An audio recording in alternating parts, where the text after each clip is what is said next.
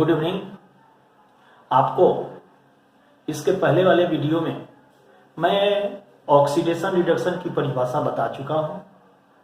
एक तेल के माध्यम से OIL, O से ऑक्सीडेशन, I से increase of oxidation state and L से loss of electron is known as oxidation. और ऑक्सीडेशन का जस्ट उल्टा रिडक्शन होगा।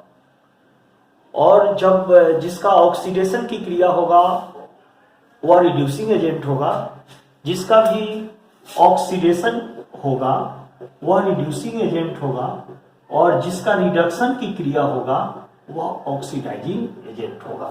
दरअसल मैं पहले भी बता चुका हूं कि ऑक्सीडेशन जो है उसका सेम डिफिनीशन रिड्यूसिंग एजेंट का होगा। अंतर यह होगा कि ऑक्सीडेशन प्रोसेस विधि है और रिड्यूसिंग एजेंट सब्सटेंस यानी एक पदार्थ है। तो ऑक्सीडेशन और रिड्यूसिंग एजेंट दोनों में addition of oxygen, removal of hydrogen, increase of oxidation state and loss of electron होगा।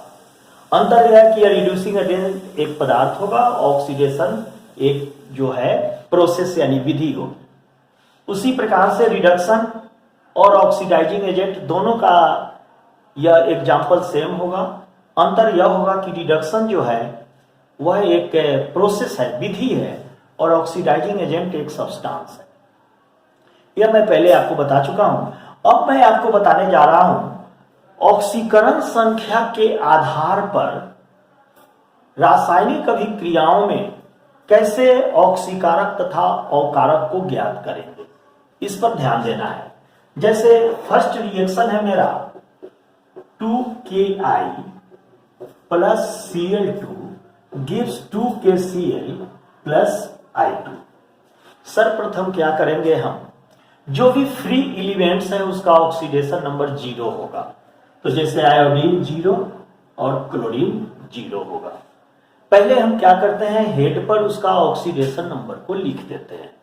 अब जैसे जो पोटासियम है यह -1 और पोटेशियम या आयोडीन -1 और पोटेशियम +1 होगा। उसी प्रकार से क्लोरीन -1 और पोटेशियम +1 होगा। सबके हेड पर हम ऑक्सीडेशन नंबर लिख लेते हैं।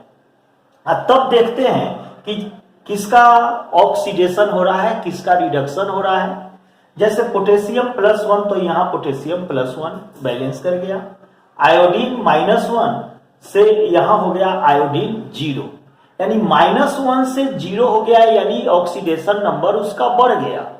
तो जैसे ही -1 से यह 0 हो गया, ऑक्सीडेशन नंबर उसका बढ़ गया, तो इंक्रीज ऑफ ऑक्सीडेशन स्टेट, यहां यह ऑक्सीडेशन होगा और यह हो जाएगा रिड्यूसिंग एजेंट। अब हम यहां देख रहे हैं क्लोरीन 0 से -1 हो गया, यह घट गया। तो जब ऑक्सीडेशन नंबर घटेगा तो वहां पर यह हो जाएगा रिडक्शन और यह हो जाएगा ऑक्सीडाइजिंग एजेंट। इस प्रकार से पोटेशियम आयोडाइड रिड्यूसिंग एजेंट हो जाएगा और क्लोरीन जो है वह ऑक्सीडाइजिंग एजेंट हो जाएगा। यानी सबसे पहले हम ध्यान यह देंगे कि जो भी कंपाउंड है उसका ऑक्सीडेशन नंबर उसके हेड पर लिख देंगे, और जिसका बढ़ेगा ऑक्सीडेशन, जिसका घटेगा रिडक्शन, जिसका ऑक्सीडेशन होगा वह रिड्यूसिंग एजेंट होगा, जिसका रिडक्शन होगा वह ऑक्सीडाइजिंग एजेंट होगा। अब दूसरा हम लोग ध्यान देते हैं दूसरा रिएक्शन पर 2Mg plus O2 gives 2MgO। देखिए ऑक्सीजन का यहां पर ऑक्सीडेशन नंबर -2 होगा, क्योंकि ऑक्सीजन की वैलेंसी 2 होती है। और जब मेटल होगा तो प्लस और नॉन मेटल होगा तो माइनस होगा। तो यह -2 तो बगल वाला हो जाएगा +2। तो चूंकि कंपाउंड के जो ऑक्सीडेशन नंबर होते हैं वह टोटल कंपाउंड के ऑक्सीडेशन नंबर 0 होने चाहिए। अब यहां पर देखते हैं ऑक्सीजन फ्री है तो 0 हो गया, मैग्नीशियम फ्री है तो 0 हो गया। यहां पर मैग्नीशियम 0 से +2 हो गया, यानी ऑक्सीडेशन नंबर इसका बढ़ गया, तो इसका ऑक्सीडेशन हो जाएगा और यह हो जाएगा रिड्यूसिंग एजेंट। उसके बाद ऑक्सीजन 0 से -2, यानी ऑक्सीडेशन नंबर उसका घट रहा है, तो यह रिडक्शन होगा और यह होगा ऑक्सीडाइजिंग एजेंट। इस प्रकार से मैग्नीशियम रिड्यूसिंग एजेंट हो जाएगा और ऑक्सीजन जो है ऑक्सीडाइजिंग एजेंट हो जाएगा। एक बात यह ध्यान रखिएगा, इसके पहले वाले वीडियो में मैं बताया था कि metals generally metals are known as reducing agent और non metals are known as oxidising agent. इसको थोड़ा ध्यान रखिएगा और इसके तरीका से आपके जितने भी क्वेश्चंस जो हैं किसी भी एग्जामिनेशन के, कंपटीशन एग्जाम से लेकर बोर्ड एग्जाम तक, इस तरह से क्वेश्चन जो है आप आसानी से पकड़ लीजिएगा। आइए अब हम थर्ड रिएक्शन पर ध्यान देते हैं। Fe plus 2HCl gives FeCl2 plus H2। अब देखिए सर्वप्रथम क्या करेंगे, जो एलिमेंट फ्री है उसका ऑक्सीडेशन नंबर लिख देंगे 0। क्लोरीन नॉन मेटल है, वैलेंसी उसकी 1 होती है, तो यह -1, यह होगा +1। क्लोरीन यहां पर -2, चूंकि एक क्लोरीन -1 और 2 क्लोरीन है तो -2 होगा, तो आयरन यहां पर हो जाएगा +2। लेकिन क्लोरीन 2 से भाग लग जाएगा तो यह क्लोरीन की वैलेंसी यह -1, वैलेंसी 1 है, तो वैलेंस इलेक्ट्रॉन 1 है। आइए अब हम देखते हैं कि किसका ऑक्सीडेशन इंक्रीज कर रहा है और किसका डिक्रीज कर रहा है। तो हम देखते हैं कि आयरन 0 से +2 हो गया, इसका मतलब इसका ऑक्सीडेशन नंबर बढ़ गया, तो इसको ऑक्सीडेशन बोलेंगे और यह होगा रिड्यूसिंग एजेंट। अब यहां पर हाइड्रोजन +1 से 0 हो गया, यह घट रहा है, तो यह घट रहा है तो रिडक्शन की क्रिया होगी या यह होगा ऑक्सीडाइजिंग एजेंट। अब क्लोरीन -1 बैलेंस है तो उसको नहीं दिखाएंगे। अब लिखेंगे कि आयरन रिड्यूसिंग एजेंट और हाइड्रोक्लोरिक एसिड जो हो गया वह ऑक्सीडाइजिंग एजेंट हो गया। बराबर ध्यान रखिएगा कि जब भी हम ऑक्सीडेशन रिडक्शन बताने लगेंगे तो हेड पर सबसे पहले उसका ऑक्सीडेशन नंबर लिख देंगे और दिखाएंगे कि किसका बढ़ रहा है किसका घट रहा है। अब चौथा रिएक्शन है, चौथा reaction 2Na plus Cl2 gives 2NaCl। तो उसी प्रकार से इसका हेड पर 0 0 कर देंगे। क्लोरीन यहां -1, यह होगा +1। सोडियम 0 से +1 हो गया, ऑक्सीडेशन नंबर इसका बढ़ रहा है, तो यह होगा ऑक्सीडेशन, यह हो गया रिड्यूसिंग एजेंट। यहां पर क्लोरीन 0 से -1 हो गया, यह रिडक्शन घट गया और यह हो गया ऑक्सीडाइजिंग एजेंट। तो सोडियम हो जाएगा रिड्यूसिंग एजेंट और क्लोरीन हो जाएगा ऑक्सीडाइजिंग एजेंट। बराबर याद रखिएगा, मैं बार बार बोल रहा हूं कि मेटल्स जो है वह रिड्यूसिंग एजेंट होगा और नॉन मेटल्स जो है वह ऑक्सीडाइजिंग एजेंट होगा। अब एक लास्ट रिएक्शन है, fifth reaction C plus O2 gives CO2। तो देखिए कार्बन और ऑक्सीजन फ्री है तो इसका ऑक्सीडेशन नंबर 0 कर देंगे। ऑक्सीजन -2 है तो यह 2 ऑक्सीजन है तो -4, तो यह हो जाएगा +4, 0 करने के लिए। अब क्या होगा, 4 है, 2 से भाग लग जाएगा तो यहां पर 2 कर देंगे। अब दिखाएंगे किसका बढ़ रहा है किसका घट रहा है।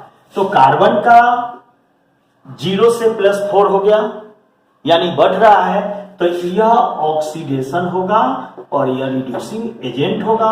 ऑक्सीजन 0 से -2, तो यह -2 हो गया यानी कि यह घट रहा है, तो यह रिडक्शन होगा, यह होगा ऑक्सीडाइजिंग एजेंट। तो कार्बन हो गया रिड्यूसिंग एजेंट और ऑक्सीजन हो गया ऑक्सीडाइजिंग एजेंट। इस प्रकार से आप पकड़ सकते हैं ऑक्सीडेशन नंबर के आधार पर कि किसका ऑक्सीडेशन हो रहा है और किसका रिडक्शन हो रहा है। एक बात और याद रखिएगा कि generally ic and ate compounds are known as oxidising agent. जिसके अंत में ईक और एट आएगा वह सब ऑक्सीडाइजिंग एजेंट होगा, लेकिन अपवाद फॉर्मिक एसिड जो है वह आपका रिड्यूसिंग एजेंट होगा।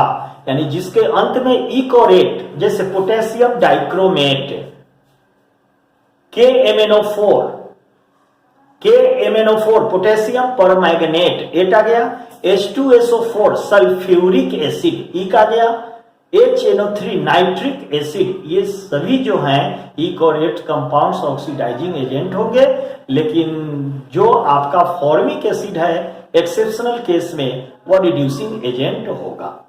अब आपको मैं सबसे इंपॉर्टेंट बात बताने जा रहा हूं, आयन इलेक्ट्रॉन मेथड से समीकरण को बैलेंस कैसे करेंगे, इस पर थोड़ा सा ध्यान दीजिएगा।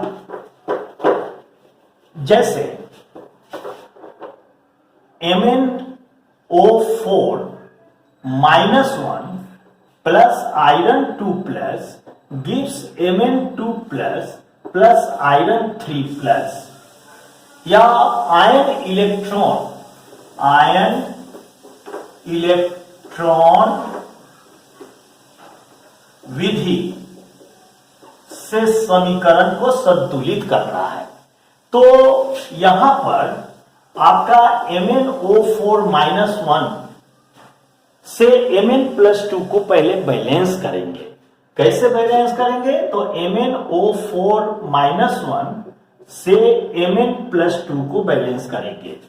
सर्वप्रथम फर्स्ट ऑफ ऑल क्या करेंगे, ऑक्सीजन को बैलेंस करने के लिए उतना ही वाटर दूसरे साइड में जोड़ देंगे। जैसे 4 ऑक्सीजन है तो 4 वाटर जोड़ दिए, 4H2O। जल को जोड़ते ही नंबर्स ऑफ हाइड्रोजन आयनों की संख्या ज्ञात हो जाएगी जो दूसरे ओर जोड़ेंगे, तो यह हो जाएगा 8 हाइड्रोजन आयन। अब इलेक्ट्रॉन की बारी है, इलेक्ट्रॉन को कैसे जोड़ेंगे? तो जितने भी इस पे चार्ज हैं सबको अलजेब्रिक विधि से जोड़ देंगे। जैसे -1 +8, अब +2 आके इधर -2 हो जाएगा, यानी 8 - 3 = 5, तो इसमें 5 इलेक्ट्रॉन जोड़ देंगे और इसको कर देंगे समीकरण 1। एक बार और सुनिए, ऑक्सीजन को बैलेंस करने के लिए जल जोड़ेंगे, जितना ऑक्सीजन होगा उतना ही जल जोड़ देंगे। जल को जोड़ने पर हाइड्रोजन आयनों की संख्या ज्ञात हो जाएगी, numbers of hydrogen ion found. उसके बाद 4 × 8 हाइड्रोजन आयन जोड़ देंगे।